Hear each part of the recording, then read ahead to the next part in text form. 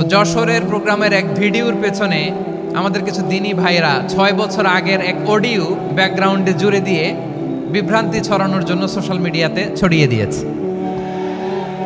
তো তাদের প্রতিও আমাদের কোনো রাগ নাই, ক্ষোভ নাই, তারা হয়তো দিনই তাকাদা থেকেই করেছে।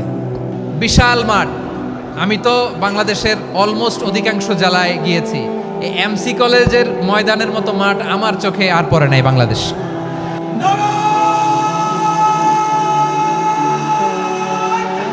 সিলেটের আলিয়া মাদ্রাসার যে ময়দান, সেখানে দীর্ঘ 33 বছর 34 বছর সরাসরি কোরআন থেকে তাফসির করে আপনাদেরকে শুনিয়েছেন এই ভূখণ্ডের তাফসির জগতের কিংবদন্তি শহীদ মরহুম আল্লামা দেলোয়ার হোসেন সাঈদী রাহিমাহুল্লাহ।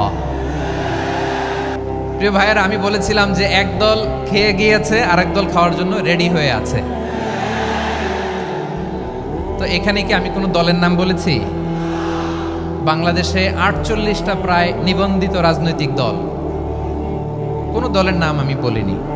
কথাটাকে আমি জেনারেল রেখেছি। দায়ীদের বৈশিষ্ট্যই এটা, দায়ীরা জেনারেলি কথা বলে, যার যেই মেসেজ নেয়ার তারা সেখান থেকে নিয়ে নেয়।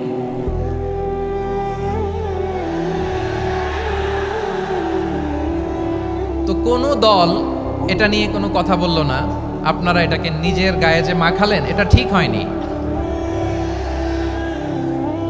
আমি বলবো যে এটা খুবই অনভিপ্রেত হয়েছে। কোনো দলকে টার্গেট করে বা কোনো দলের পক্ষে আমরা কখনো কথা বলি না। আমরা কোরআনের পক্ষে কথা বলি, ইসলামের পক্ষে কথা বলি, ঠিক কিনা বলেন?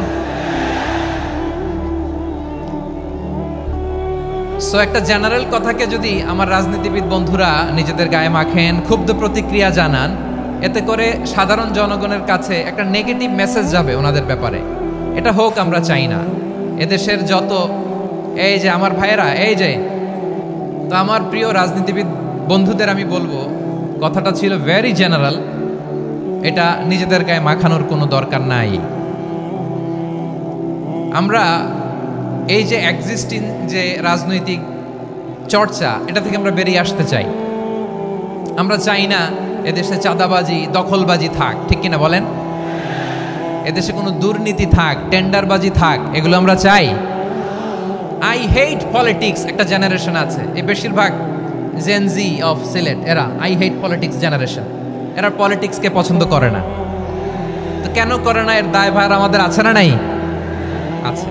এবং আমরা দেখেছি ক্ষমতার পালাবদল যখন হয়, এক সরকার যায় আরেক সরকার আসে, তখন দুর্নীতির ফিরিস্তি আমরা জানতে পারি, এর আগে জানতে পারি না। প্রতিটা দলের ভেতরেই আমরা এই বাজে চর্চাটা দেখেছি। সো এখন আমাদেরকে শুধরে নেওয়ার সময় এসেছে। এটা এই সুন্দর সময়, নতুন প্রভাতের বাংলাদেশ, নতুন ভোরের বাংলাদেশ, এই সময় আমরা কাদা ছোড়াছুড়ি যেন না করি। আমাদের শপথ নেওয়ার সময় এসেছে। প্রতিটি দল, নিবন্ধিত 48টি, সবগুলো দলের এখন শপথ নেওয়া উচিত যে আমরা কোনোদিন আর চাঁদাবাজি করব না, টেন্ডারবাজি করব না, দখলবাজি করব না। আমরা সবসময় দেশের পক্ষে থাকব, সবসময় দেশের পক্ষে থাকব। সেই কথাগুলো ছিল ভেরি জেনারেল।